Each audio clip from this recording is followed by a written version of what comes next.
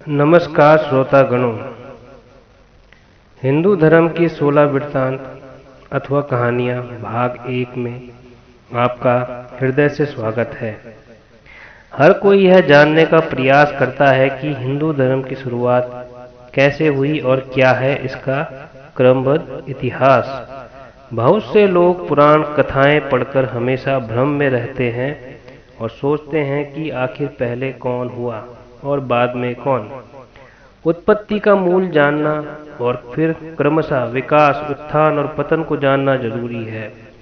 ग्रंथों में इतिहास को क्रमबद्ध न लिखकर काव्यों में और हौज-पौज लिखा गया है, इसीलिए वह हमारी समझ में नहीं आता है।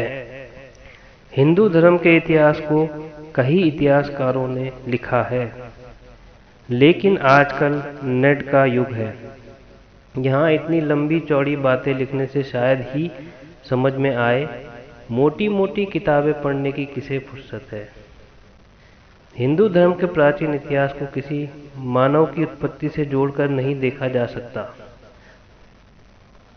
तो आइए दोस्तों, पहला वृत्तांत का शीर्षक है ब्रह्मा विष्णु महेश स्वयंभू मनु का काल। हालांकि ब्रह्मा विष्णु और महेश की कथा को शिव के भक्तों ने शिव को आधार बनाकर लिखा, तो विष्णु के भक्तों ने विष्णु को आधार बनाकर। कहा जाता है कि एक बार जब भगवान शिव से जब पूछा गया कि आपके पिता कौन, तो उन्होंने ब्रह्मा का नाम लिया, और फिर पूछा गया कि ब्रह्मा के पिता कौन, तो उन्होंने विष्णु का नाम लिया, और जब उनसे पूछा गया कि विष्णु के पिता कौन, तो उन्होंने कहा कि मैं स्वयं। जब सब कुछ प्रलय के कारण नष्ट हो गया तो धरती लाखों वर्ष तक अंधकार में रही। फिर सूखी धरती पर जलावृष्टि हुई और यह धरती पूर्ण रूप से जल से भर गई। संपूर्ण धरती जलमग्न हो गई। जल में भगवान विष्णु की उत्पत्ति हुई। जब उन्होंने आंखें खोली तो नेत्रों से सूर्य की और हृदय से चंद्रमा की उत्पत्ति हुई। जल से विष्णु की उत्पत्ति होने के कारण उन्हें हिरण्याभ भी कहते हैं। हिरण्य अर्थात जल और नाभ अर्थात नाभि, यानी जल की नाभि। इस नाभि से कमल की उत्पत्ति हुई और कमल जब जल के ऊपर खिला तो उसमें ब्रह्मा की उत्पत्ति हुई। फिर उनके माथे से ही एक ज्योतिर्लिंग प्रकट हुआ, जो टूटकर जब बिखरा तो उसमें से महेश की उत्पत्ति हुई। दोनों ने पूछा, मैं कौन हूँ? तब विष्णु ने उनको सृष्टि के विस्तार का आदेश दिया। इस काल में एक और जहाँ जल में एकंदरियां और एक रंगी जीवों की उत्पत्ति हुई, वहीं असंख्य पौधों और लताओं की उत्पत्ति होती गई। इसी तरह मेरू पर्वत से जब कुछ जल हटा तो यही एकंदरियां जीव वहां फैलकर तरह तरह के रूप धरने लगे। यह जीवन क्रम विकास के क्रम में शामिल हो गए। यह सब ब्रह्मा की घोर तपस्या और अथक प्रयास से संभव हुआ।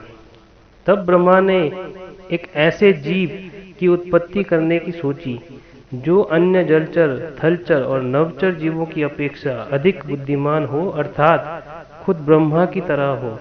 यह सोचकर उन्होंने पहले 4 सनत कुमारों को जन्म दिया, लेकिन वे कुछ नहीं कर पाए और चारों भी ब्रह्मा की तरह तपस्या में लीन हो गए। तब ब्रह्मा ने 10 मानस पुत्रों को उत्पन्न किया, वशिष्ठ, क्रतु, पुलह, पुलस्त्य, अंगिरा, अत्रि और मरीचि आदि, और उनसे कहा कि आप मानव जीवन की उत्पत्ति करें, उनको शिक्षा दें और परमेश्वर का मार्ग बताएं। बहुत काल तक जब ये ऋषि तपस्या में ही लीन रहे तो यह देखकर स्वयं ब्रह्मा ने मानव रूप में स्वयंभू मनु और स्त्री रूप में शतरूपा को जन्म दिया। उन्होंने तब उन दोनों से मानव जाति के विस्तार का आदेश दिया और कहा कि आप सभी धर्म सम्मत वेद वाणी का ज्ञान दें। वेद ईश्वर की वाणी है। इस वाणी को सर्वप्रथम 4 क्रमशः ऋषियों ने सुना, अग्नि, वायु, अंगिरा और आदित्य। परंपरागत रूप से इस ज्ञान को स्वयंभू मनु ने अपने कुल के लोगों को सुनाया। फिर सरोचिस, फिर औतमी, फिर तामस मनु, फिर रैवत और फिर चाक्षुष मनु ने इस ज्ञान को अपने कुल और समाज के लोगों को सुनाया। बाद में इस ज्ञान को वैवस्वत मनु ने अपने पुत्रों को दिया। इस तरह परंपरा से प्राप्त यह ज्ञान श्री कृष्ण तक पहुंचा। हिंदू धर्म की शुरुआत की कहानी में सबसे पहले ब्रह्मा और उनके पुत्रों की कहानी का अधिक महत्व है। उसके बाद विष्णु और महेश के शिष्यों और भक्तों की कहानी का अधिक महत्व है। महेश ने ब्रह्मा के पुत्र दक्ष की बेटी सती से विवाह किया और विष्णु ने ब्रह्मा के पुत्र भृगु की बेटी लक्ष्मी से विवाह किया। इस तरह ब्रह्मा, विष्णु और महेश ने संपूर्ण धरती पर देव, दैत्य, दानव, राक्षस, मानव, किन्नर, वानर, नाग, मल्ल आदि हजारों तरह के जीवों की रचना की।